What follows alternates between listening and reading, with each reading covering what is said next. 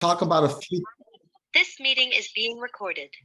Just want to let you all know we're recording the meeting now. So thank you. Great. I'm going to just talk about a little bit about what the company is doing.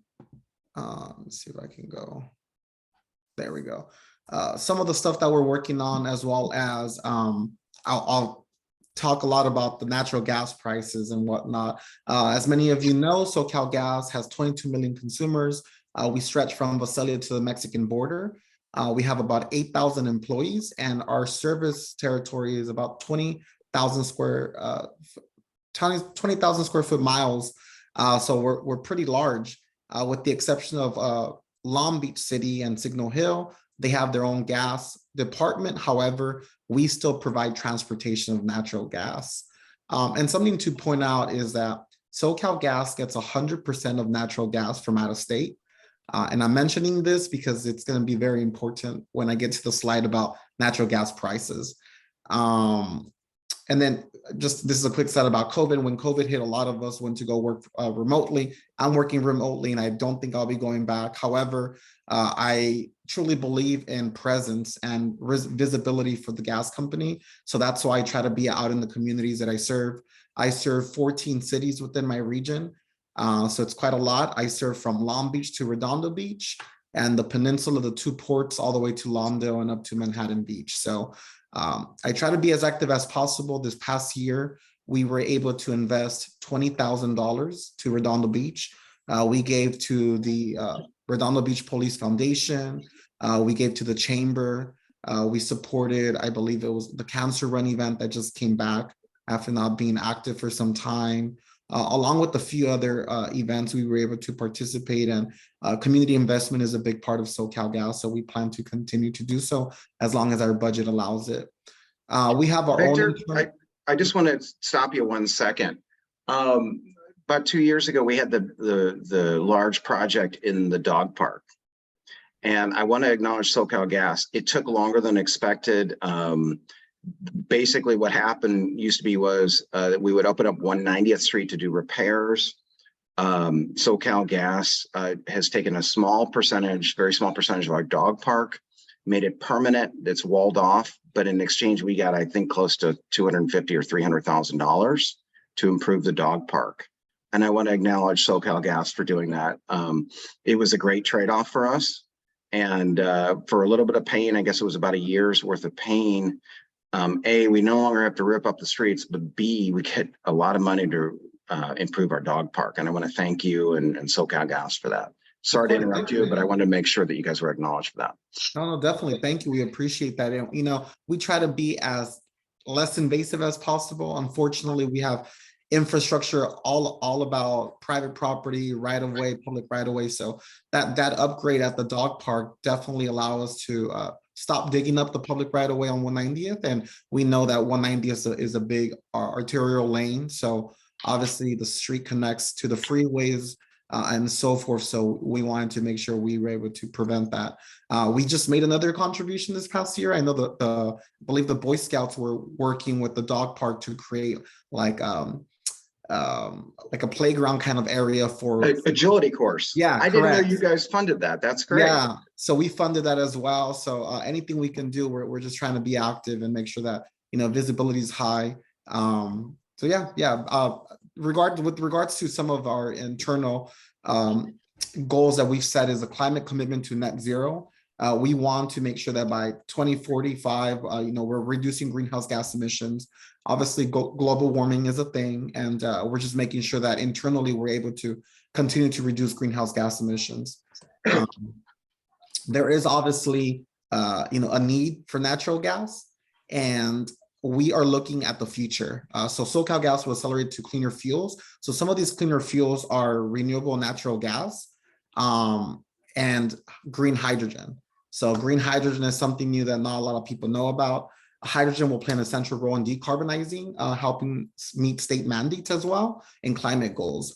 So what green hydrogen is, well, before I jump into that, I want to show you all a demonstration. This is a green hydrogen home.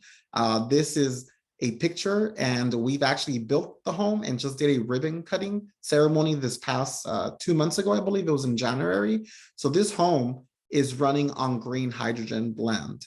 So the way that works is that we're utilizing 100% renewable electricity. We have solar panels right next to the home. We're using that 100% of renewable electricity to go through this process called electrolyzers, which basically splits water into hydrogen and oxygen. We use that hydrogen and we do a blend with natural gas. So the goal is to obviously, in the near future, be hopefully 100% green hydrogen. That's years to come, but we're taking the initiative. We know that reducing greenhouse gas emission has been a priority for not only California but federally. I always say that California leads and the rest follow. That tends to be the case with very aggressive policy. So we're not fighting that aggressive policy. Instead, we're just going along with it. So that's the goal. And along comes Angeles Link, which is basically the nation's largest green hydrogen pipeline.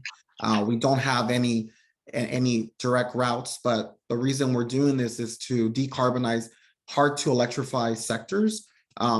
This past couple of years during the pandemic, there was the Port of LA and Port of Long Beach, where the governor called and said, hey, we need you all to not plug your OGVs, your ocean going vessels, to the grid because the grid can't take it.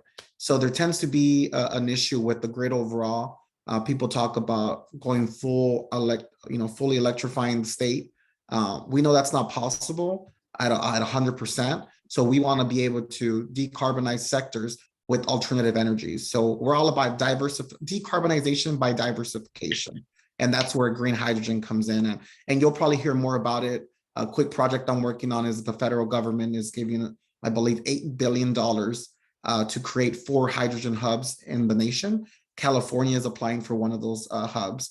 Ideally, the hub would be somewhere within the ports and would help with these hard to electrify sectors. It's baby steps. The Port of Long Beach has an LNG ocean going vessel to liquefy natural gas, which is great because they're no longer polluting from when they come from other countries to here. However, the way they're filling up the tank or the OGV is that they're bringing these gas powered vehicles, and it takes about over 40 trucks to fill up the ocean going vessel. So ideally, with this, hydrogen pipelines and hydrogen hub, it already be there. We'd have the infrastructure, and SoCalGas is looking at repurposing the gas lines that we have. If we do something good, it's that we have 22 million consumers and we have infrastructure throughout all of Southern California. So we're looking at repurposing that infrastructure so that you don't have to replace your gas stove, but instead we're able to send reduce greenhouse gas emissions and send a blend of natural gas with green hydrogen directly to your gas stoves. You don't have to go purchase any equipment or retrofit anything. So that's kind of where we're investing a lot of our dollars to make sure that we're moving along and reducing greenhouse gas emissions. And the picture of the cows, people ask that all the time, methane. So, our goal is to also blend methane into our infrastructure. As of last year, we did a 5% blend. Our goal by 2030 is to do a 20% blend. So, human waste, animal waste, and food waste, and including green waste as well, is being repurposed. They all produce methane. So we're capturing that methane and we're putting it back into our system to power with natural gas, our stoves, our furnaces and whatnot. So we're always looking at technology and making sure we reduce greenhouse gas emissions. So with that, we're investing into our infrastructure. From 2020 to 2024, we've planned to invest $9.2 million to upgrade our pipelines. As I mentioned, we have tons of pipelines and we want to make sure we're always proactive, making sure there's no gas leaks and whatnot. And with that comes the leak mitigation program. So this is something fairly new that hasn't been along or alive too long, but in order to reduce leaks in the system, we create a project management team. So what they do is they do leak surveying. So throughout the years, we look at our infrastructure. We want to be efficient. We're making sure that we're addressing our leaks. Just so that you're all aware, the way leaks work is that we have codes. We have 1, 2, and 3. 1 being the worst, 2nd being moderate that needs to be addressed, and 3rd, I know a leak sounds dangerous, but if there's no hazard to the leak, it takes us some time to address. Sometimes it could take up to 3 weeks to address the leak. But we have our folks that go out in the field, our field folks that are experts. They make sure that if there's a leak, they code it, and if it needs to be addressed right away, it gets addressed right away. We're also working at with all our cities. I actually have to reach out to Redondo city manager to make sure that we're able to implement our new, what we call the Find It, Fix It, Pave It program.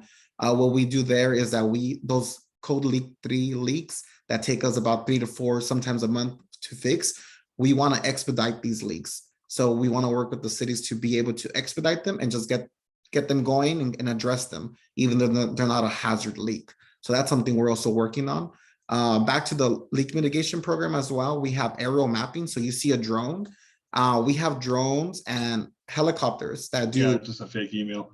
that do methane mapping throughout our cities. If we ever utilize a drone within your residency, we do leave notices. We don't want you all to be scared of someone spying on us. So we do leave notices on our on doors, and we do some door knocking, canvassing. We also make the cities aware. I don't believe we've done any in Redondo since I've been on board, but when we do, we usually give them a notification. That being said, I bring this up because we also ask the council not to make drones illegal within their cities, and if they do, to kind of carve out some space for utilities to be able to utilize them, because it helps us prevent further leaks and be more efficient with our leaks overall with our infrastructure. Natural gas prices, and I know this is what everyone's been waiting for. The reason I mentioned earlier that 100% of natural gas prices come from out of state is because it's intertwined as to why natural gas prices are also very expensive. So for starters, SoCalGas does not make money off of selling natural gas. And I know that stuns a lot of people. We make money off of transportation of natural gas. So if we're buying natural gas at, I don't know, $5 a therm, which is expensive, we're selling it to you at $5 a therm. But in your bill, you're going to see a transportation fee that's going to be, it's very minimal. To put into perspective, if there's a $100 bill, $8 or so goes to us as profit, and the rest is just, it's the market base. So what happened these past couple of months, and just wrote some stuff on there, but I'm not going to read verbatim.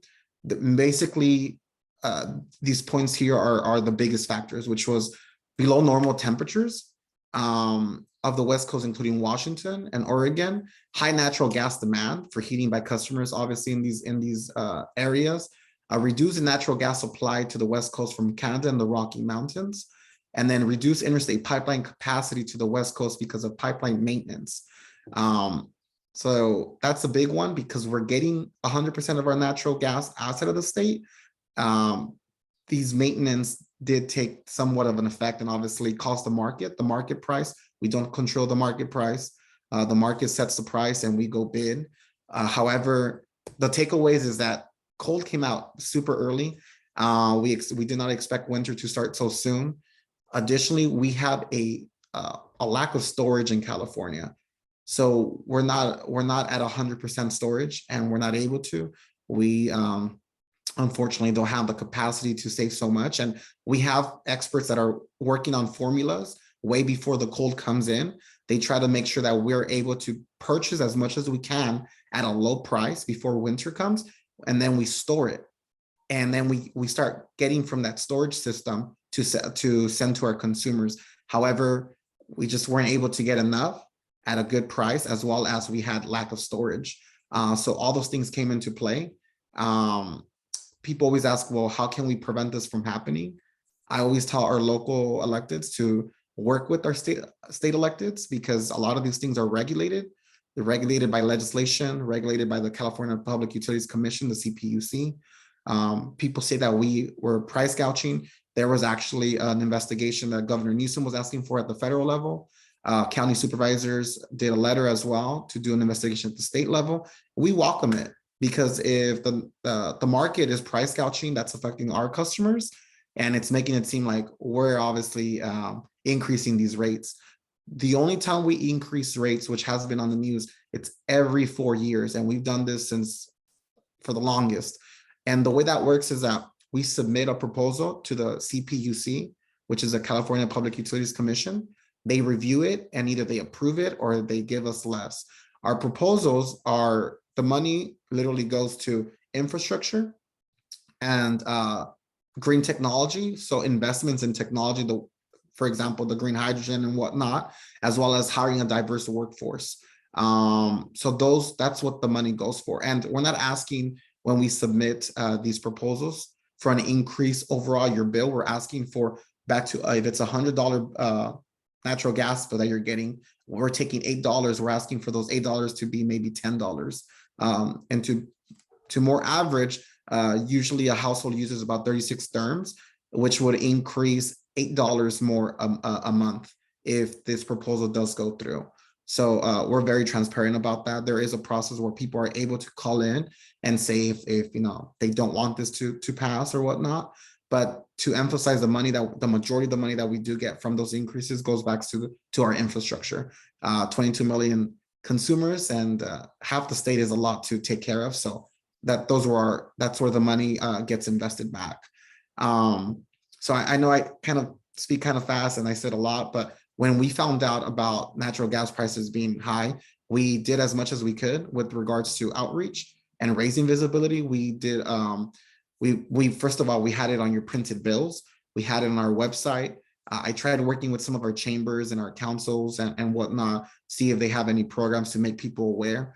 There's only so much you can do. Obviously, how am I going to tell someone who has kids or elderly, like, don't turn on your heater? So we're very understanding of that. So we have tons of assistance programs.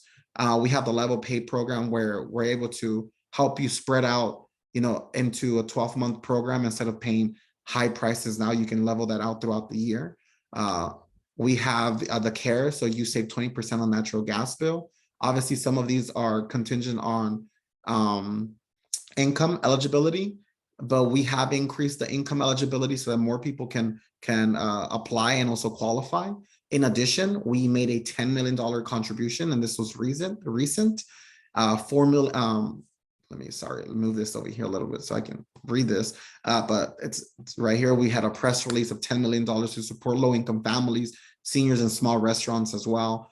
5 million will go to United Way. United Way is a nonprofit of Greater LA that's helping distribute this $5 million to individuals who apply for the gas assistance fund. So you do have to qualify. However, if you do apply, you're able to get up to $400 to help pay your fees. 4 million will go to fueling our communities. So throughout the Southern California, we're going to be having nonprofits provide low-income BIPOC communities as well.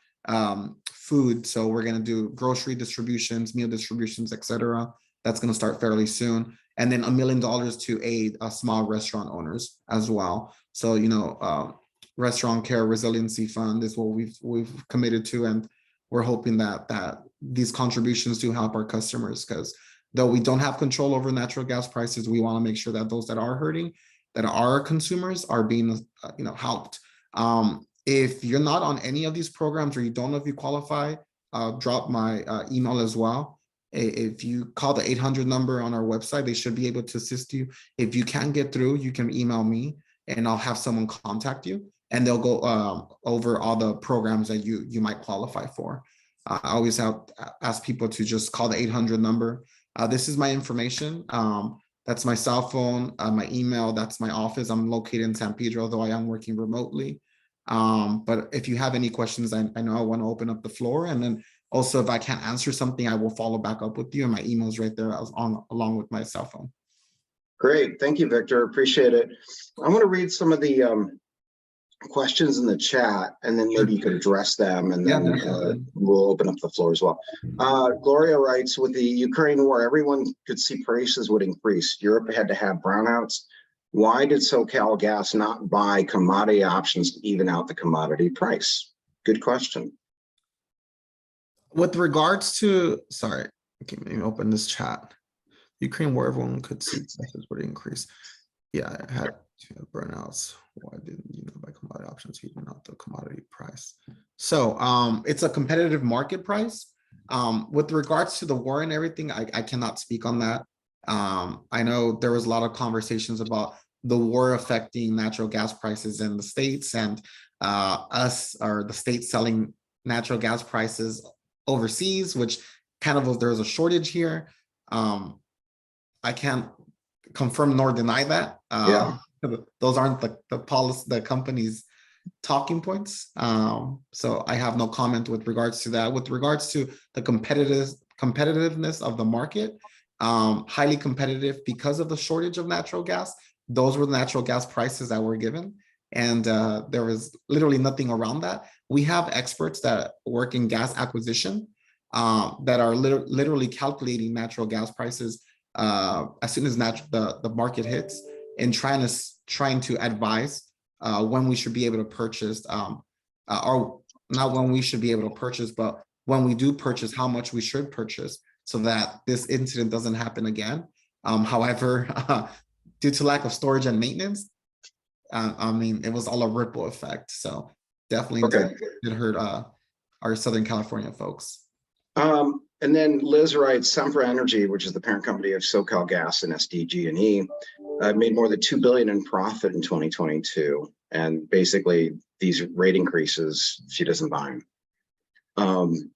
Well, you know, to that effect, last year, this time, it was Edison that the rates surged. Now this year, it's the gas company. Well, first of all, why didn't our electric rates go up if that was the issue? Because I didn't see them going up tremendously in terms of cost. Mhm. And then the next question I have is, what was the asked for rate increase through the PUC? Sure. So a few questions. What I'll say first is that we're a subsidiary of, of Sempra. And what I will say with regards to utility prices, natural gas is by far the cheapest utility there is. So just throwing that out there, and it's been the cheapest utility there ever has been. We've been alive for 150 years. This has been the historical high prices we've ever seen. And I've asked my boss, who's been in the company for 40 years, he's mentioned it to me as well, that this historically has been the highest that natural gas has ever been. And due to the many reasons I already mentioned. I'm not sure as to why electricity didn't increase in price. Because electricity, at least, 35-40% is natural gas as well, right? Correct. So that's something I'm gonna actually take a note of. Okay. Let me actually type this down real quick, so I don't want to forget. Okay. I mean, you could tell people are very upset. My bill either doubled or tripled.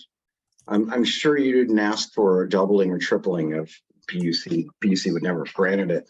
Oh, but we had the same thing happen last year with our electric rates.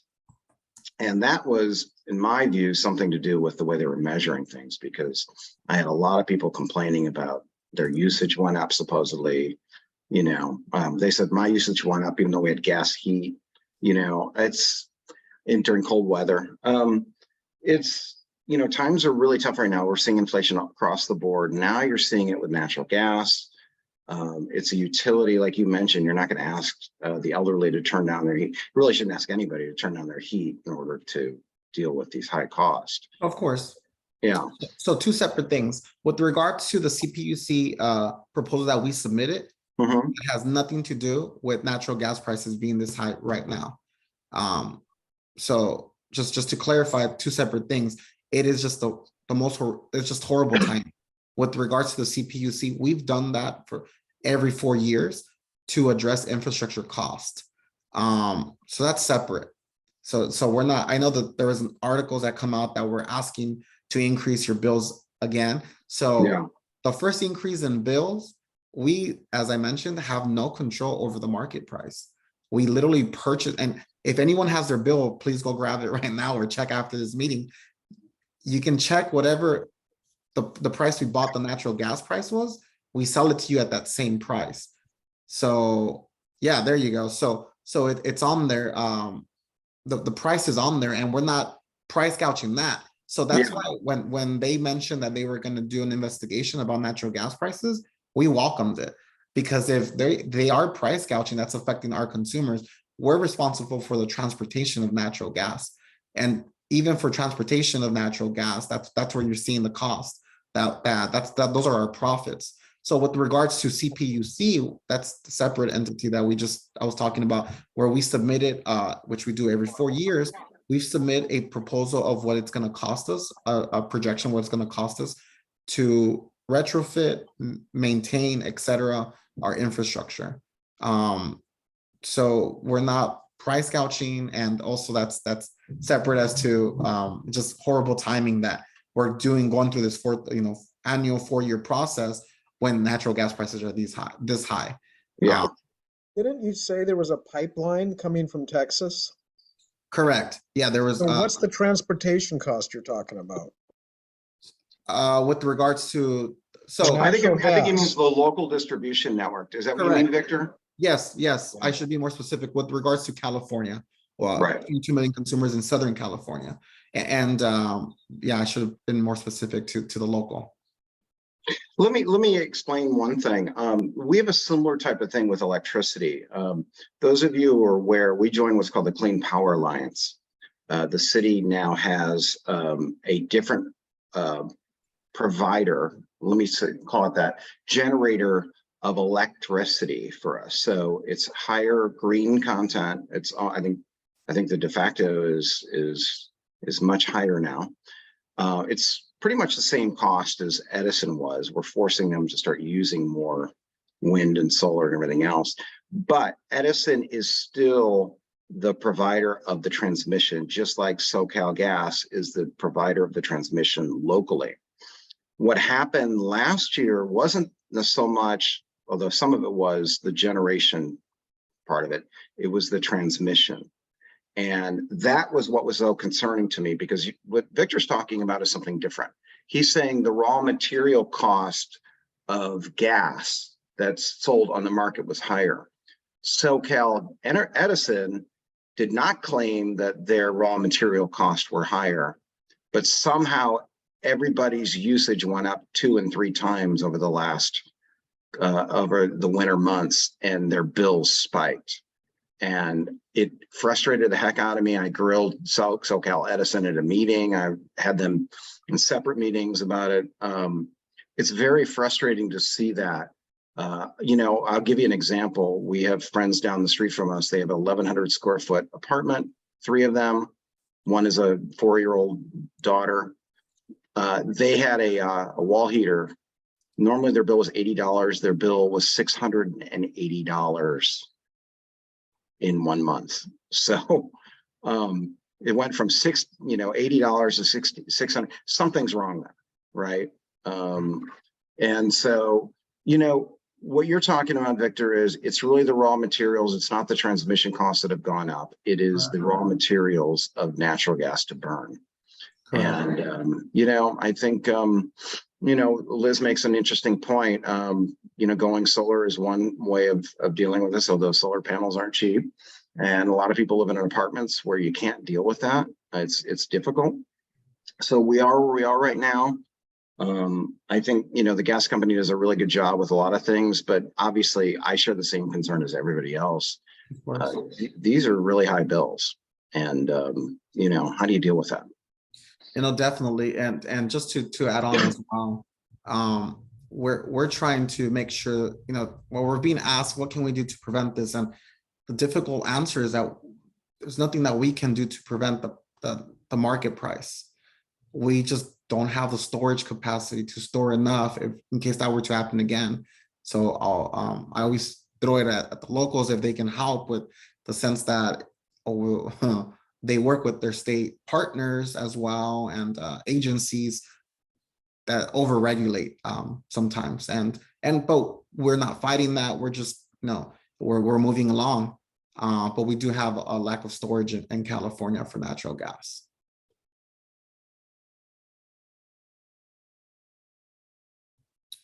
Did the investigations that are happening, are they also going to look at the producers of natural gas besides the transmitters? Good question. I don't know, but I will. I would hope they would. If the gouging is happening from that, then I would think that, and gouging might not be the right word, might be supply limitations. But we all know how we've seen this before. We've seen it with Enron, and we've seen it with other folks. The people that are the originators of gas have gamed the market. And, I'm not accusing SoCal Gas of anything nefarious. But you know, when people see their gas bills and electricity bills go up 2, 3, 4 times, you have to wonder what's happening. Of course. Water bills, we've had a, you know, drought. Our water bills have gone up. I sincerely hope that our water bills do not go up now that we've had so much rain. So, yeah, you know, I mean, people have a lot of questions about the profitability of these companies.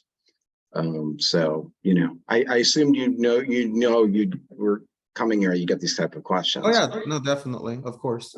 Yeah, our role is just to simply make sure that we're able to provide the information for folks to know that what the issues are or what's causing these issues. Yeah, I mean, I wish I had more to say with regards to us preventing this from happening. But that's the most I can give. Yeah. One question I had for your presentation, you mentioned the use of methane. You're recapturing it. Methane is probably one of the worst offenders when it comes to greenhouse gases. So basically, you're basically repurposing the methane that's already out there. It's not producing more. But I do applaud you guys going to green hydrogen. As a city, we've kind of committed without an official policy of going towards green energy. You know, I think in the long run, people talk about how, oh, it's the right thing to do. Economically, long term, it's the right thing to do because as prices go up and usage goes down, you know, we're going to be more and more dependent on greenhouse gases. Solar is something that is ever present. And, you know, I hate being beholden to any one source of energy, you know, so. Definitely. I think our biggest motto is, you know, decarbonization by diversification. And it needs to be a diverse portfolio. There are cities like Berkeley who have phased out natural gas. Just to Can you talk about that, like the move to get rid of gas stoves, for example? Sure, that there are moves. I mean, locally, I believe Manhattan Beach tried doing a motion as well not too long ago about phasing out natural gas overall, and new buildings coming up, multi-purpose buildings, and all we have to say is that, you know, it's a diverse portfolio. I'll put into perspective. Not to throw anyone under the bus, when people talk about being an environmentalist and buying a Tesla is made out of oil products. Everything I'm wearing is usually made by crude oil. And not to be a Debbie Downer, but when they stop fracking in California, we're getting oil from elsewhere in ocean-going vessels that produce more greenhouse gas emissions than the cars that we have in California in one day.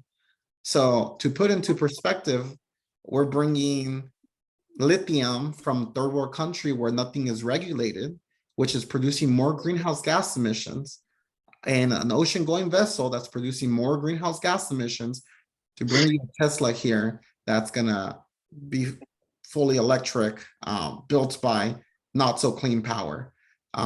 So I always say that story just because when I worked in the legislature, nothing is black and white. There's always a lot of gray. And I think we're trying to make sure that we address greenhouse gas reductions in a feasible way.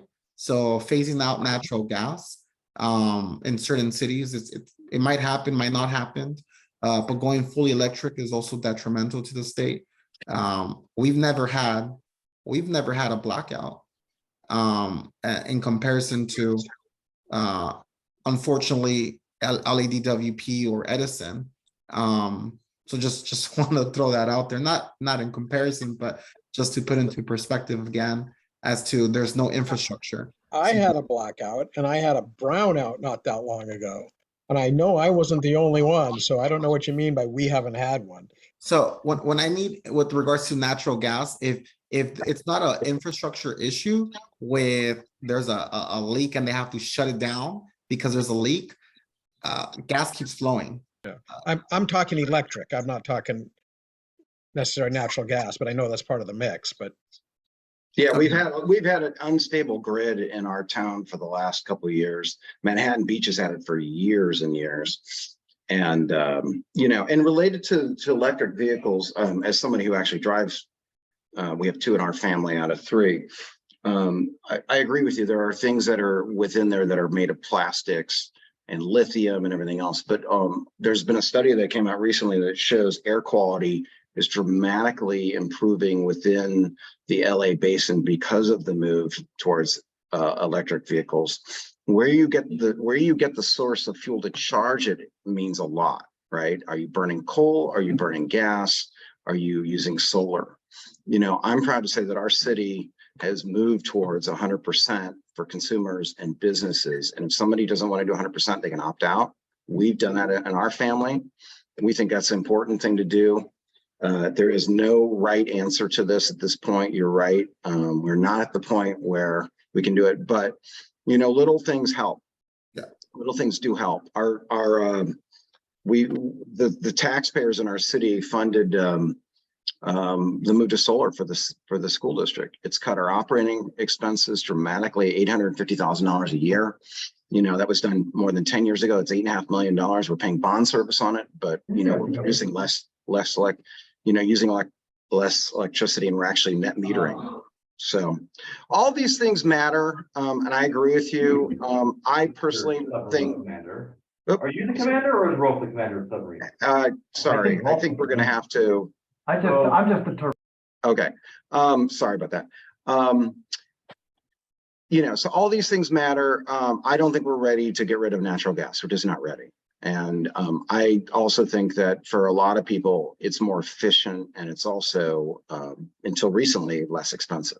Mhm. But now it's become very expensive. So everything's become very expensive, whether it's electricity or gas. So Yeah. anyway. And to the point of electric vehicles, we're also looking at vehicles that run on green hydrogen. So I think it's an all-encompassing. We have to come at reducing greenhouse gas emissions through different avenues, including electric vehicles. I think my point with that was just it's such a drastic comparison. But hydrogen vehicles, Toyota has them. They manufacture them. We have them in our fleets as well. They spew out water out of the exhaust. But the energy it takes to create hydrogen is intense. Correct. Yeah. Right. So it's not ready for it yet. And it's expensive.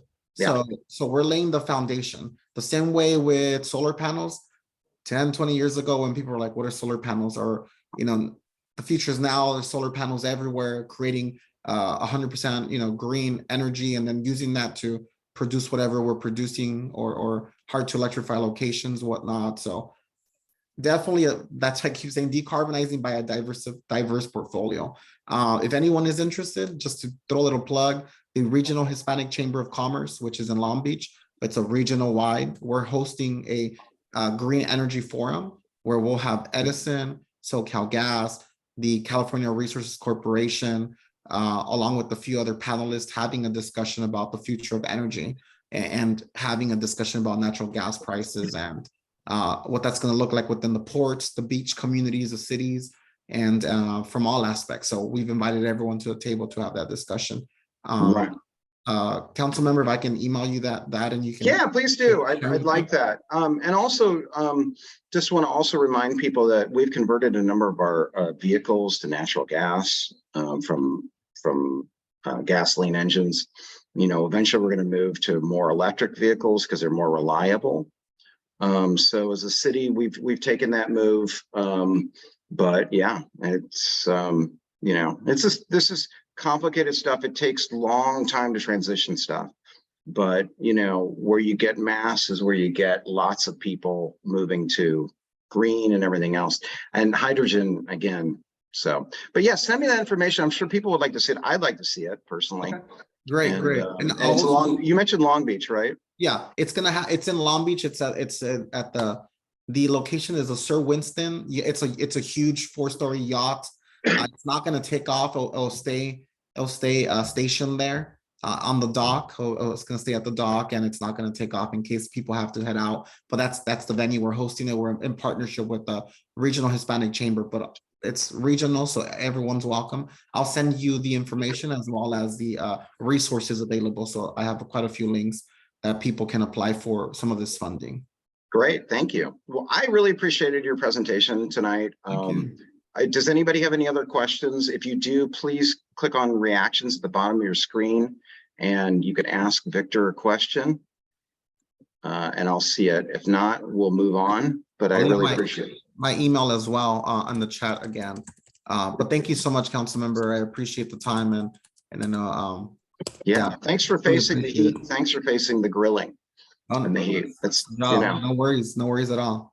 Thank you. that's part of your job, I'm sure. So, any hope for one last question? Any hope for lower rates? We are seeing a trend of lower rates. I believe in February we saw a 60% decrease. So prices are My stabilizing. city councilman giving a debrief. Okay. Sorry. No worries. So prices are stabilizing. We don't foresee them hopefully increasing again throughout the year, and we're hoping we're going to be monitoring once again towards the end of the year to forecast what the winter is going to look like. We're hoping that's not the case again For next year. Yeah. Yes, correct. And we're hoping to be more prepared to making people aware. And I think I'm assuming our gas acquisition team will, now that this has happened, see what they can do, what's possible with regards to storage and buying at a cheaper rate, obviously, before hopefully it doesn't increase again. Yeah, that'd be great. Thank you. And I know everybody would appreciate it. Their bills would appreciate it. So, hey, thanks, Victor. Really appreciate it. Victor Ibarra, everybody, V Ibarra at SoCalGas.com. So Awesome. Thank Thank you. you so much. Have a good evening, folks. you too. Okay, on to the next thing. Just a quick public service announcement related to electricity and energy. There will be some outages coming up. I believe some of you are impacted. One, I believe, will be this weekend at between 8 p.m. on Friday to 8 a.m. on Saturday morning on Gertruda, and that's the 302 to 324 North Gertruda Avenue, 502 North Guadalupe, 800 Diamond Street will all be impacted by this outage. I'm sure you've been contacted by either Public Works or SoCal Edison.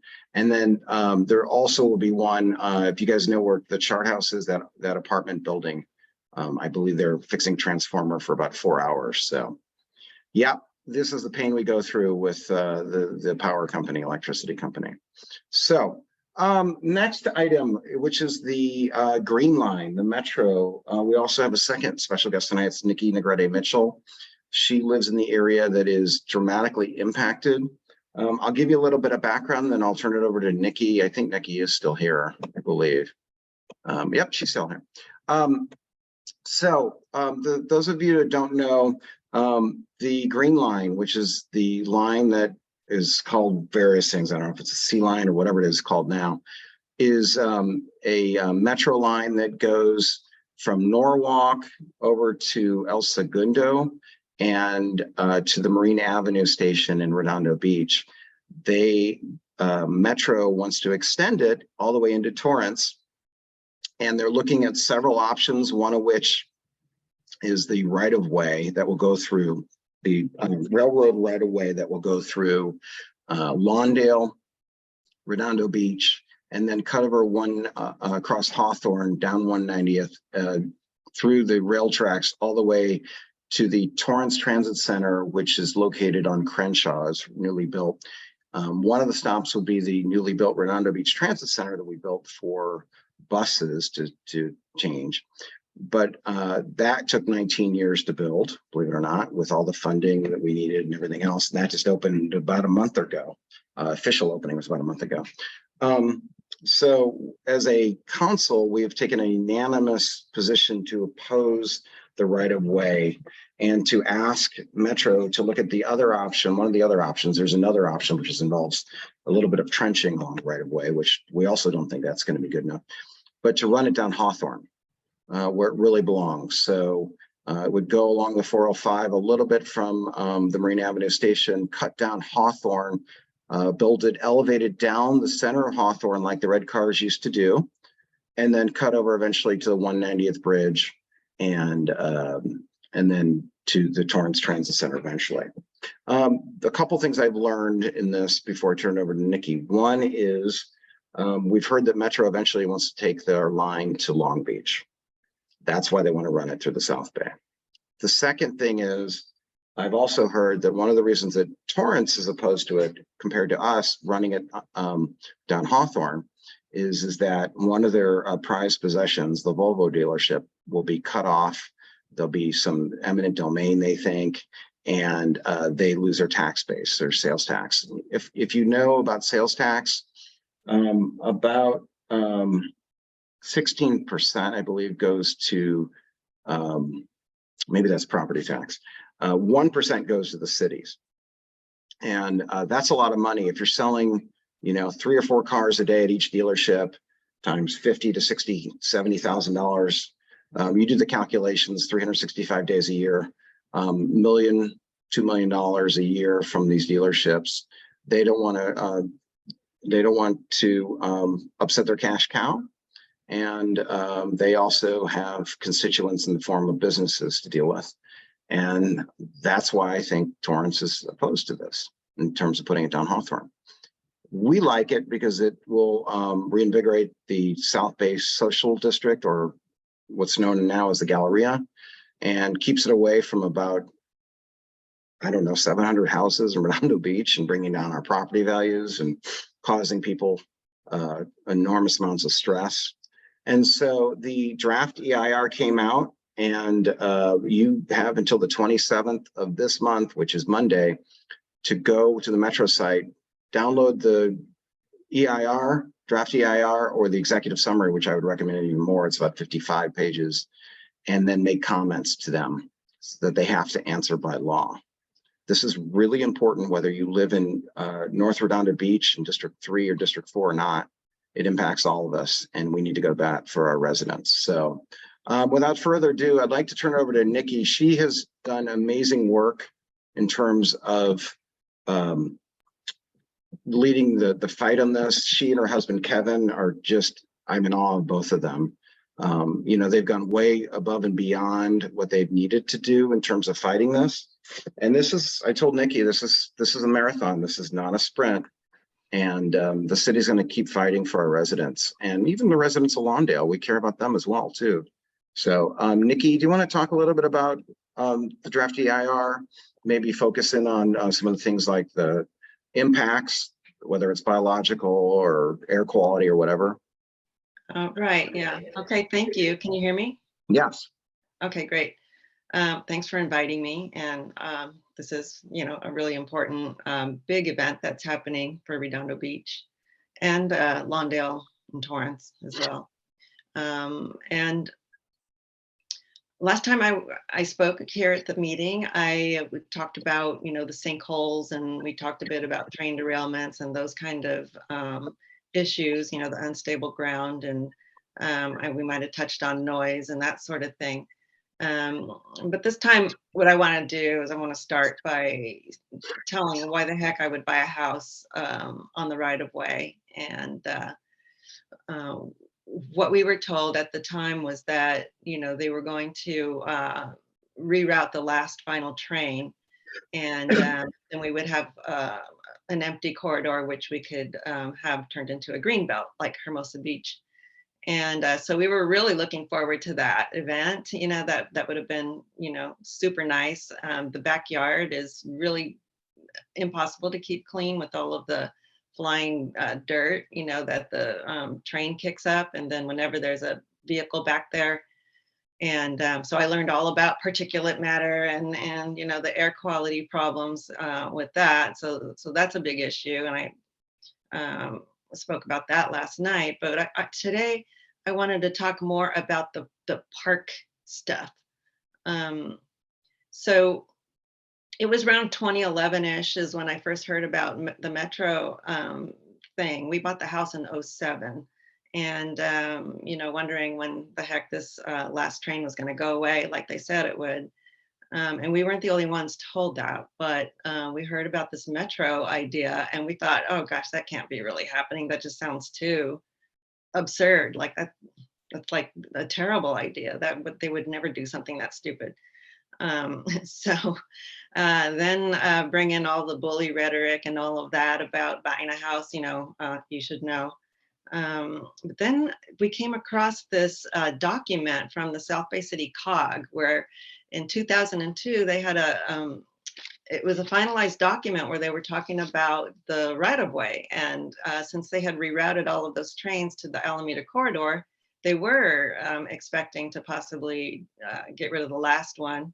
And there was a finalized discussion, it's in writing, that abandoned, lightly used or abandoned corridors could easily be made into a walking or bike path. And they were referring to it as a linear park.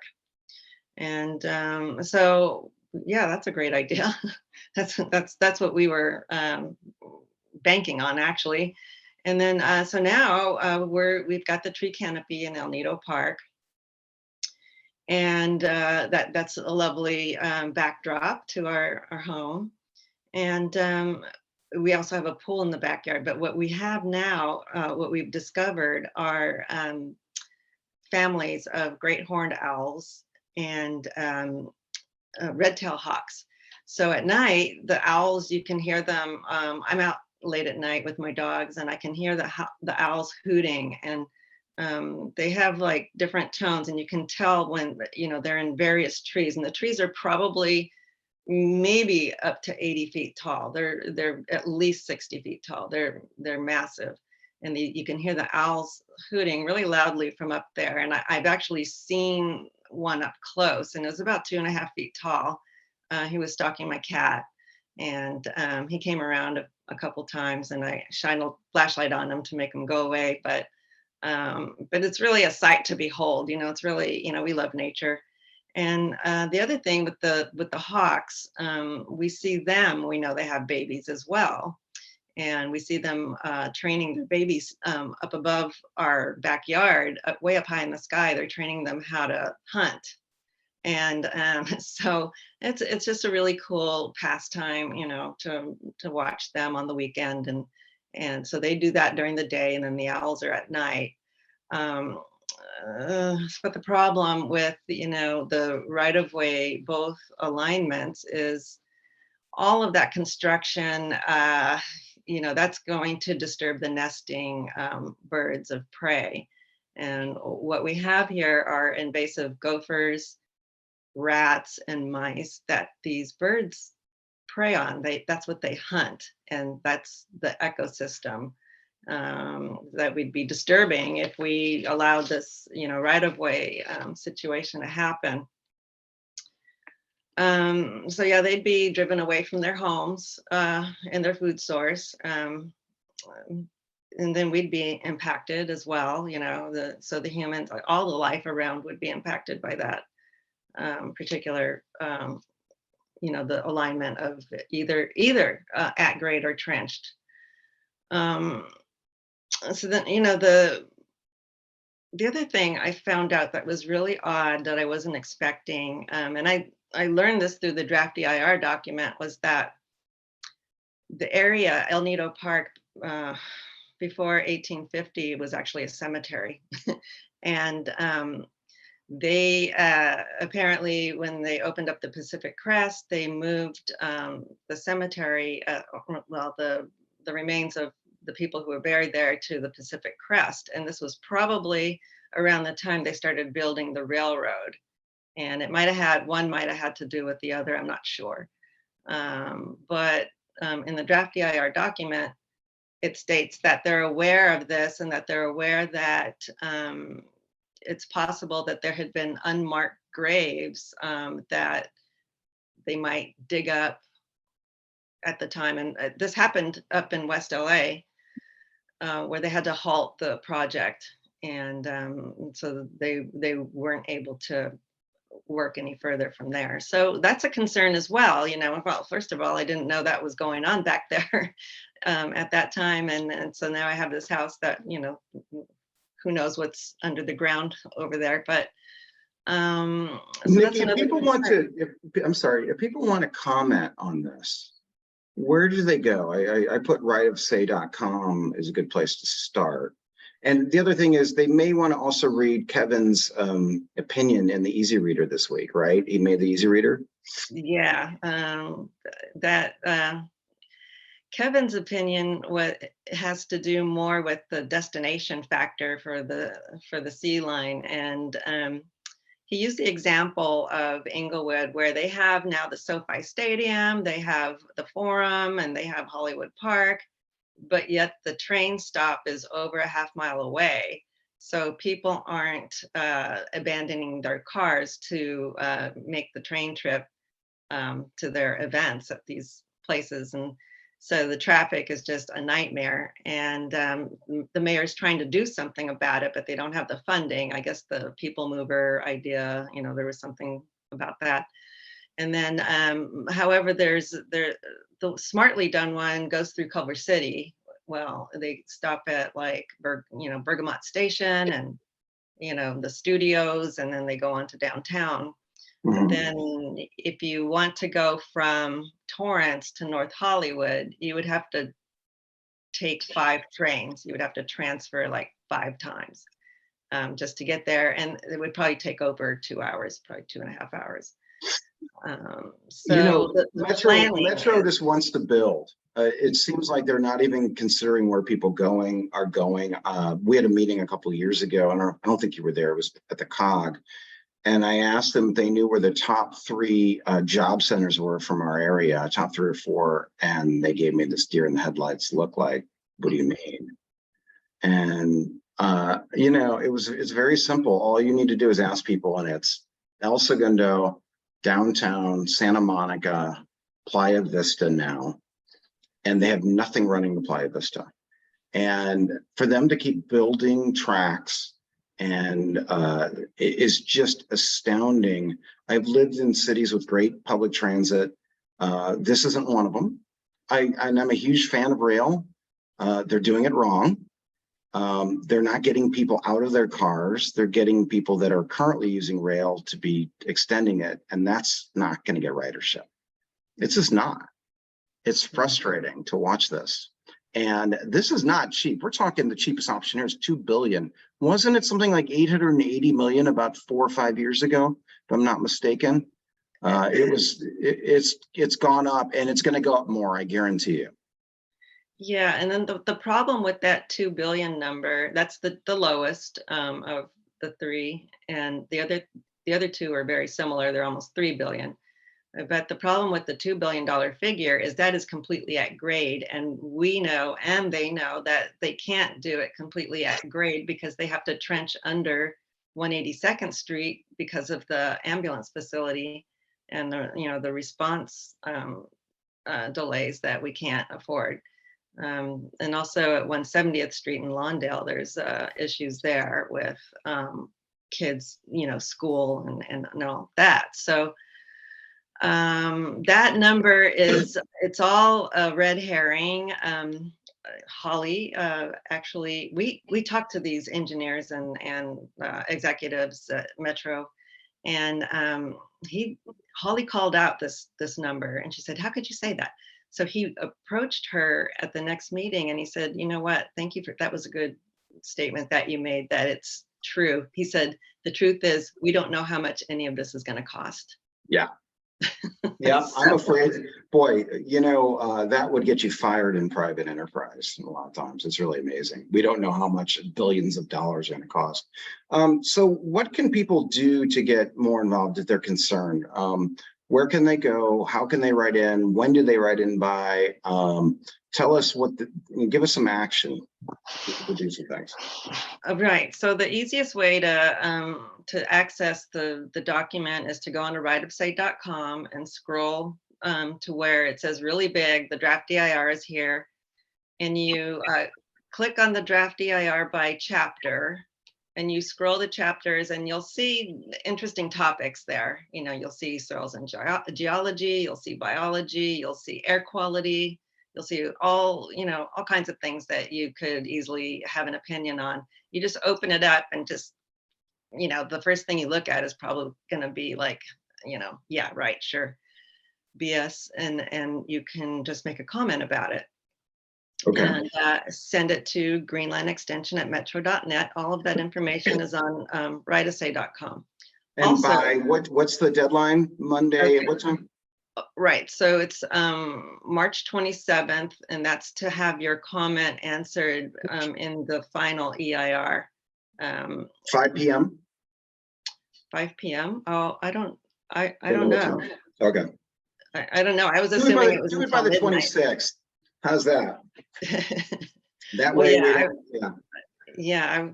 yeah. I'm sorry. I didn't look to That's see. okay. I just want to make sure that people know what to do. They can participate. For your information, the council together has put together 9, probably now 10-page comments that we've all talked about over the last 2 meetings that I would think would hold some water with the Metro Board. They tend to listen to the elected representatives in the areas they represent. And, I'd encourage you as residents to also comment like Nikki has done and so many other people have done. Yeah, it's really easy to do, and it's just such an important, like, if no response equals consent, so if we don't respond, then we're going to get the worst case scenario. But I really appreciate all the information you put together in the council letter. And that's good information for the other cities to have, especially Torrance. They really need to know what the factors are and why they're asking the impossible. Yeah, But- I would agree with you. In my limited conversations with their elected officials, doesn't seem like all the information's out. So I appreciate it. Thanks for all the work you're doing, Nikki. I know this is something that really affects you and your neighborhood, but I think everybody needs to know this. We're all in this together. You guys are affected when we do things on the waterfront, and we are affected when the train rolls through our town. So, thank you. Yeah, you're welcome. Thank you for having me. Were there any questions or anything? Does anybody have any questions? You can raise your hand or write in the chat. That's maybe easier. Okay, rightofsay.com. It's in the chat. Yeah. Also, notaro.com is another place where you can go. It's 10 reasons why the right-of-way doesn't work. And you can just scroll on an issue, and then at the bottom, there's a little arrow with a plus sign. You click on that, and it opens up the tables from the draft EIR, and it explains what's wrong with that sort of information. What about the talking points? Is that on Right of Say? Yeah, there's a bunch of talking points there as well. So rightofsay.com, right in the front page, you have to scroll past the talking points to get to the draft EIR. And Great. There's also other buttons that talks about things that have happened locally, like the sinkholes and that kind of stuff. Well, thank you, Nikki. John Mann mentioned that the Hermosa Beach Greenbelt used to be the Santa Fe Railroad. That's correct. And those of you who've been to New York City, you've seen the High Line. That used to be an elevated train line. It's amazing what you can do with some of these. Wouldn't it be nice if that right away somehow converted into a greenbelt or bike trails? Exactly. That's what we thought in the beginning when we bought that. That was the selling point on the house, and that's why we said, okay, we're going to make an offer, because the COG, they did this in the COG meeting. They compared it to what Hermosa has. Yeah. Well, beware. I'll just put it that way. Thank you. We really appreciate you chiming in here. So thanks for all the work you're doing. Thank you. My computer's about to die, so I'm going to have to sign off. No worries. We've got about 20 minutes left. Bye, Nikki. We've got about 20 minutes left. Talk about a few things. One is last week's elections. Well, really 2 weeks elections, 2 weeks. Congratulations to the winners. We've got in Paige, Kalujevic, I think is how she pronounced it. She's going to be sitting next to me in the dais in District 3. She owns a small business in town, and I think she's the mother of 2 children. So I'm looking forward to talking with her. And Eugene Solomon, who was on the call a little while ago, he is city treasurer. I think he's actually on now. Eugene, you want to say hi to people? He will be our city treasurer. He's our city treasurer elect right now. And I'm giving him. Thank you for the invitation, and, and thank you to all the voters who put in a lot of time. Really appreciate the support in District 2 and around the city. Yeah, one of the things that Eugene has promised is that he'll be at these type of meetings, community meetings. And having known him for quite a while. He's a stand-up guy. I was really happy to endorse him, walk with him. I think he's gonna be a really good city treasurer. And, transparency and financial stability is really what I think he's all about. And I'm glad you could attend this. We had Jerome Chang at our last meeting for school board. The winners were Byung Cho, was elected for the first time, and Raymer Flynn, who was an incumbent, was also reelected. And all 5 charter amendments passed. And Eugene, I'll let you talk about that real briefly in a second, because he was involved with the charter change amendments on the review. But also Measure CT passed, which is a cannabis tax. Thank you all for voting for all those things. We had none of those had opposition, rightfully so. They're all good things for our city. The cannabis tax we need that to make sure that we can enforce the law properly, educate people, and honestly supplement the treasury. So we have more revenue coming in the city. All those things are important. We might as well take advantage of it. It's around us everywhere. So CA5 passed, which is instant runoff voting. I think it's great as an elected official. This is for city council and mayor, because when you end up having runoffs, you end up, and I believe it might also be for the other offices as well too, right, Eugene? Doesn't it apply to treasurer? Not just school board, but I believe it would apply to the other offices. Other city offices, correct. And what it means is instead of going to a runoff 6 weeks later, it's instant runoff. So you rank your choices 1, 2, 3, 4. Then whoever is lowest gets eliminated till you finally get a 50+1 majority based on your choices. And that's phenomenal. As a voter, you should love it because you're not bombarded for another 6 weeks by messaging. And you also will save the city long-term money once we educate people, because we don't have to keep having runoff elections, and it doesn't keep us in limbo anymore like those. There's only 6 cities in California that have done this so far, San Francisco being one of them. Maine does it, and so does Alaska do it, and it does it. And I think now more and more cities and states will pay attention to what's going on with this. I think we may be the first city in LA County to do this in Southern California. I think all eyes will be on us. So we have to make sure that we run this properly in 2 years, which is going to be the first election.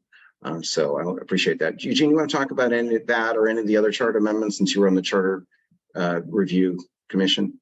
Very briefly, yes. I would say that you being the council will still have an opportunity to weigh in exactly how that ranked choice voting is going to work with an ordinance.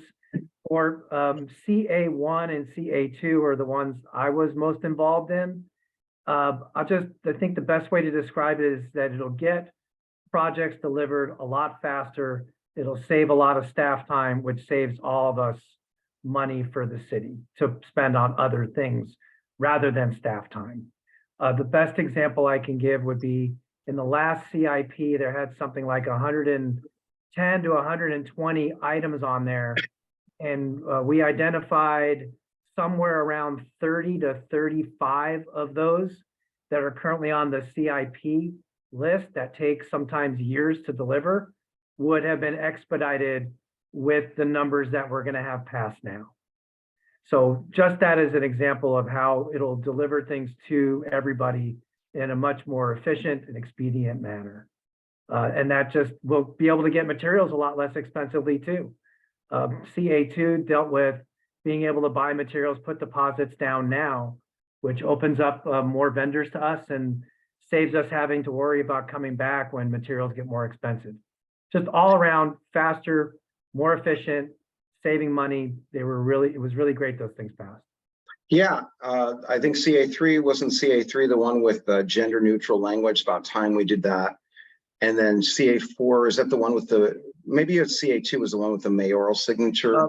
I believe it was 8.3 is the mayor's signature. So another way of trying to bring us up to date, it was the mayor signing by charter everything that got paid.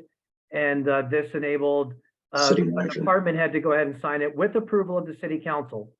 Right. So it would get reviewed. It wasn't just going to be something that was happening and no one ever took a look at it. So that saves a lot of time also. They don't have to wait around for the mayor to come in or otherwise have things stack up on a desk somewhere waiting. There is still oversight, so that's the important thing to remember. So thanks for summarizing that. So that's great. Eleanor Manzano got reelected as well, and Scott Barrett will be the new representative council member from District 5. I'm looking forward to working with Scott and Paige as well too. So you know, it's an exciting time for the city. There's turnover. You've had people that serve 2 terms. Now you get fresh blood in there. In 2 years, I'll be termed out along with Nils and Bill. And so, you know, in some ways, term limits are interesting and good. Some ways you lose some institutional knowledge, but you know, thanks to everybody for voting and for supporting folks, the folks that you did, and hopefully the people you supported won. So thanks, Eugene. Thank you. Yep. Just we got 15 minutes or a little less than that left. I wanted to bring you up to date on a couple of things. They're both park related. One of which was, I want to share with you a picture. Let's see if I can have it. See if I can find it, of the new skate park. You may have seen this in my email. This is the new skate park that's going in Pad 10 down by the waterfront, next to where the Fun Factory used to be. The Octagon building used to be here. This was taken about 10 days ago. I'm sure they made even more progress. It's going to be open in probably 3 to 4 weeks, probably. And I think this is really going to put us on the map. It's going to pull a lot of people there. A lot of parents need a place to bring their kids, and it's still useful and usable for movie nights and yoga. We made sure that we're going to have some artwork type of things down there to brighten up the place. This is the start of some of the things that are happening along the International Boardwalk. You're going to see some painting, hopefully some pavers down there. If you can see this, these are the new lights that we put in. There's new railings that are being put all over the pier. And it's pretty amazing. You know, a lot of things are happening, even with the CenterCal lawsuit continuing for who knows how long. You know, we're still getting stuff done down there. So, but it's been challenging. It's been challenging for the last 6 years to get stuff done because of the lawsuits and the litigation. And you know, my last 2 years, I'm pledging that we get a lot of stuff down there. The Moldy, the waterfront, we have beach life down there. You know, we're going to do some dock replacement in Basin 3. This is Basin 3 over here. And some painting, and you know, it's pretty interesting. There's a lot of interest in that area now, this whole area. People see the potential, and I'm pretty excited. I think the next few years are going to be amazing, the transformation down at the waterfront. Eventually, hopefully we'll get AES out as well too, and that area, I'd love to see it as a park. So Nona, you had your hand up. Did you want to ask a question? I did. First, I want to say thank you for having this meeting and the topics that we've covered so far. I'm also very excited that we're going to be using the space down there at the waterfront. I do have some concerns about noise and about the skating traffic coming into and out of the park. Mm-hmm. So can you address those 2 items? What will be Sure. done just to kind of control some of that? Thank Okay, the first thing is noise wise, we did decibel readings. I was there when it was done, and there isn't residential right there. It's across the water. You can actually see Ocean Club and some of the places around here. We measured it as 49 decibels. That is lower than the conversation you're going to get from these places along the water. So it looks a lot closer than it is. Most wheels and skateboards are now made of polyurethane and no longer metal. For years it was metal and they were clankety clank. We had them do everything they could with tricks and landings, everything else, and you could barely hear it. It's surprising that it is so quiet compared, and especially on weekends, you're not going to be able to hear it. I'd be challenged to hear, I'd be challenged to see anybody complain about the noise. if we have issues, we will deal with them. And we will also close this down at sundown. And related to, Liz asked this question as well too, how are you going to keep people from riding along this? We're going to put obstacles along here. We're going to put probably one of the things I think of are when you go to the ramps in the city, they have these bumps on them. You can't skate over those. And I think we may do that. You could still walk over them. You could still drive over them with some of the maintenance vehicles. You can't skate over them. So I think we're going to be doing that. The founder, or sorry, the construction company and the people that are champions of this are well aware that this could easily be skating area. And we're going to make sure we're going to have not only the ordinances, because sometimes people don't follow that, but we'll have physical impediments so that people can't skate there. And it'll be very inconvenient for them. So I'm hoping we get those installed fairly soon. I'm going to talk to Public Works to make sure that they're on track to do that. That's the first thing I want to share with you. The second thing I wanted to share with you. Yeah, go ahead. Liz had a comment in the chat, which I think is really important. Won't those obstacles impede ADA mobility? They will not, because they obviously don't, because you have them on the ramps, and the ramps are ADA accessible. The ramps, the sidewalks, you see the ones that are constructed, they're like gray with like bumps in them, if you know what I'm talking about. So I wish I could show you, maybe I could look it up, but basically they're made out of heavy duty plastic with, it looks like almost like a waffle iron, but like a Lego almost, like a massive Lego. Yes. Okay. Exactly. That's a good I know one. what you mean. So those are accessible. That's one. There's other ways of doing it. The other thing is when you see rails, sometimes they have little things on the rails to keep people from going on the rails. If we haven't done that already, we're going to do that. We talked about this when we were looking at skate park locations.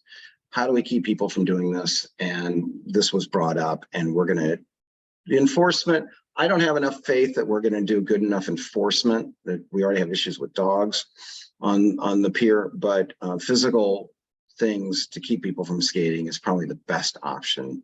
So, but it's a good question, really good question. A lot of us, you know, that is a pedestrian area. It's not a skating area. Skating area needs to stay in the park, skate park. So, good question though. Wanted to share one other thank you. One other thing, and that is what was presented last night. And that is the design for the playground equipment that will be installed, hopefully by the end of this year at Dominguez Park. And those of you who have kids or grandkids that take your kids there, that playground is tired. This is a pretty cool thing. It takes advantage of the elevation changes. You've got things for smaller kids, and these are for under 5. If you notice this blue path, that's the design. It looks like a river that kids will follow. There's a little bit of a height elevation here that we could take advantage of. I think it's about 9 feet or so. You can see it here. I'm going to make sure that's secure for kids. But I think it'll be a pretty neat and popular thing for kids to use. The Veterans Park playground is well used. This was supposed to take place, I think, 3 or 4 years ago. COVID and supply chain issues kept it from happening. But if everything goes well with the bid for the biggest expense here is actually the grading. It's about $1 million in site prep. If everything goes well with the bid for that in June, then it'll be awarded in July. Contract to be signed in July. And they'll start work. They estimate 6 months before they finish all this and install the equipment at Dominguez Park. So that's coming. So if you think about it, we're going to have 3 major playgrounds in our area: Dominguez Park, Veterans, and also Anderson Park is a really good playground. So, you know, we're big on parks and roads. That's infrastructure that's really important for residents. So wanted to bring that up. Anybody have any questions about either of those things, either skate park or playgrounds? Okay, we've got about 5 minutes left. I want to talk about 2 brief things. One is we talked last night about turf replacement. we're getting our all the grass that's surrounding the Civic Center, around the library, around City Hall, on PCH, on Diamond, on Carnelian. We're actually getting the design done to replace that through a grant from the West Basin Water District. $4 a square foot. That's like $150,000 that they're going to pay for in terms of design and some of the plants. We're talking about planting native species there. So we no longer have to do all this watering there. It looks really bad to do all this watering in the middle of a drought. It looks horrible, honestly. And so we, just like with electricity, we're going to practice what we preach. We're going to fund turf replacement. And I think that'll be pretty neat to see. We're also encouraging people to do the same in the parkways, pardon me, between the street and the sidewalk, to take out grass, plant native species, decompose granite, native species, so there uses less water. As those of you know, that's city property, but it's also maintained by the homeowner. So does anybody have any questions about the turf replacement? Okay, we just have a couple minutes left. Last thing is, by unanimous 5-0 vote, we passed two things. Last night we passed honoring Juneteenth and June 19th in this year, which is basically, if those of you know what happened, that was when word that the Emancipation Proclamation freed slaves in Galveston, Texas was the last place for it to happen. News traveled pretty slowly in 1865. It took 2 years. And it was on June 19th that people learned that they were no longer slaves. So we're honoring that in June 19th of this year. That's very exciting for the city that we've never done that before. And the other thing we're doing is we've also voted 5-0 to have Pride Month be in June, and we are going to raise a flag. And I am, we honor our LGBTQ brothers and sisters, residents. A lot of us have relatives who've come out. And so what I'd like to ask any of you have any ideas either now or in an email to write me of things we might want to do that. I know Hermosa has to honor that. Hermosa has painted a lifeguard stand, the rainbow colors. I've thought about perhaps lighting the pier in different colors. We've talked about perhaps wrapping some trees in different colors along Artesia. If you have any ideas, if you'd like to raise your hand or send me an email, I'd love to hear from you in terms of what we could do to honor this. And I think it is about time we did that. So people need to know that they're embraced here. I've had people say that when they were in high school, they were tormented by either not coming out or being bullied. And I think it's about time as a society we recognize that there's a variety of sexual orientations and that we embrace people. So if you have any ideas, please write me now, email me, you can put it in the chat, whatever you think. I'm looking for some ideas and trying to implement those by June. So we're right on time, 7:30. Does anybody else have any maybe comments you want to say? I like that, Tasha, rainbow colors on the sail sculpture, Toronto and PCH. That's a great idea, because that's terrific, actually. Does anybody have any comments they want to say? Any announcements before we wrap up? Hey, Todd, it's Mark.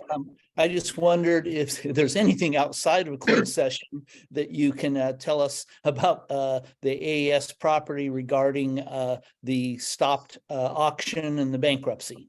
Good question, Mark. What we know is what most of the public knows.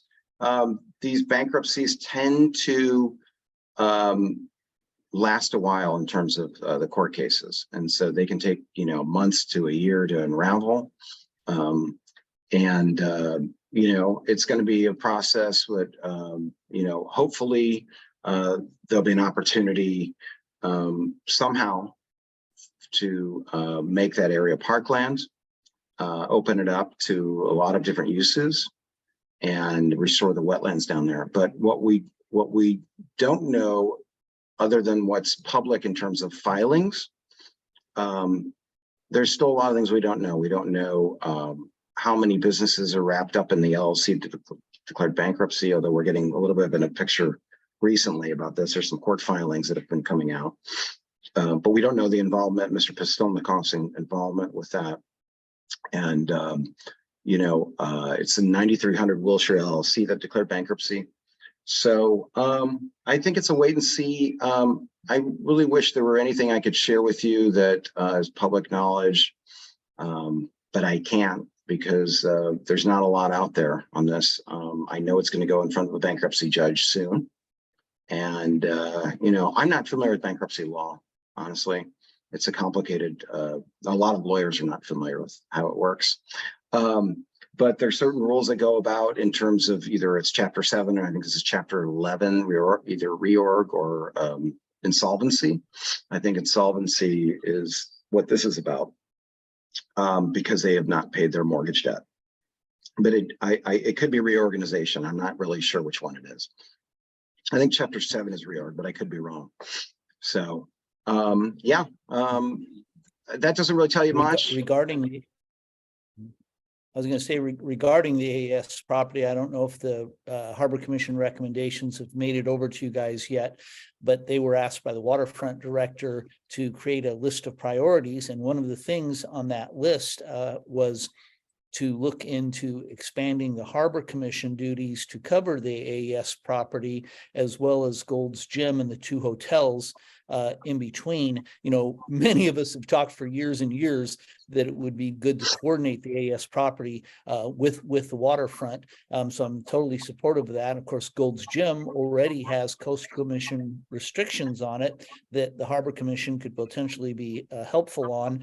And the fact that, we have 2 hotels within their jurisdiction, Portofino and Shade, it would seem logical to group in the other 2 harbor hotels. So to me, everything about that recommendation made sense.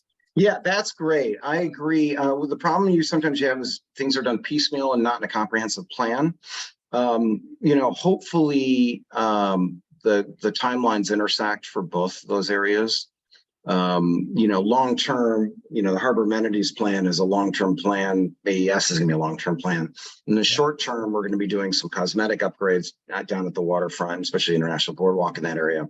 But yeah, it would be great. I agree. I think, there's other things we can do. We can form what's called the Climate Resiliency District that can incorporate all these things and qualify for federal and state funds, and those are things we've talked about. So I agree. You also have the Rec and Parks Commission that should be involved along with Harbor Commission. I think deindustrialization of the waterfront is our primary goal right now. Recreation, dining, entertainment are the 3 things that I would love to see down there. And I think a lot of people like to see down there. So I know you're a boater, Mark, that's big to you, but you got a lot of SUP, stand-up paddleboard people. You have people that love to dine. These are all things that go together well. And you can bring your boat up. You can bring your boat up and dine, right? Well, and I can't let that comment go without absolutely highlighting that the boating community has fully embraced all the paddle craft at my particular club. Our board discussed in detail and said, Coast Guard says they're vessels. We want them all to join our club. So we fully embrace our paddle brethren. And with the boat parade, you have SUP, costume contest and things like that. So that's really why we've fought to save the waterfront, to make sure that those uses are protected and embraced. And the retail and everything else is going to be towards the gallery and other commercial areas of our city. So we're getting close. A couple other things. One is Lee. Thank you, Lee and Ellie, for mentioning Chapter 7 is insolvency. Chapter 11 is reorg. I'm pretty sure this is Chapter 11, but I could be wrong. This bankruptcy. John Mann, you have a quick question? Please unmute. Hi, Todd. It's hey. Am I on mute? Nope. Can you hear me? I can hear you. Hi, Todd. Thank you. It's a great meeting tonight. Very interesting. Just wanted to ask, do you have any timeline on the resurfacing of the boardwalk? That was one of the plans. Yep, I fought hard to get that in last year's budget. Good question. It's definitely priority. Staff right now in the engineering team specifically is looking at options in terms of what to put down there. Because remember, you've got like king tides, you have all kinds of rain and everything. You need to make sure A, it looks good. B, it's durable, that we can drive over it because we have vehicles driving over it to clean the area. So don't expect it before the summer. That would be a bad idea to do this before the summer because there's so much traffic down there. I'm hoping that it starts in mid to late fall and is finished within a few months after that. It looks like a big area and it's a pretty good size area, but I think, you know, it's only about 10 feet wide, I want to say. It would be great to get some type of pavers or something down there. We talked about colored concrete. I'm not sure that's going to work. It looks honestly like an alleyway right now. And I think we wanted to make it look like A bad alleyway. a friend of mine, I think it was Rob Gaddis, told me that. And I was like, bingo, that's what it is. Pavers would be great. You know, pavers like they're down at Riviera Village. Something that will make the area kind of sparkle with painting. We're doing the storefront improvement program down there. I'm really hoping in the next year you won't recognize parts of the boardwalk in a positive way. And you know, with the lighting's already happening, those things you don't really notice sometimes, but then you notice at night it's well lit, it looks good. We're putting cameras down there, redoing the parking structure seismically, and hopefully something going into the Fun Factory. We have some interesting ideas. We have people that are approaching us about over by Joe's Crab Shack, a cafe for dogs. You know, I mean, that was it. They came and there's all kinds of really cool stuff. You know, you can't manufacture interest and excitement. It's natural down the waterfront. I think I'm pretty excited to see what's going to happen down there. It's been very frustrating as your council member to see it sit. I see the condition of it. The mayor and I talk about it all the time. To see it sit first during COVID, then because of the lawsuits, to not be able to do things. And I think now we're starting to move.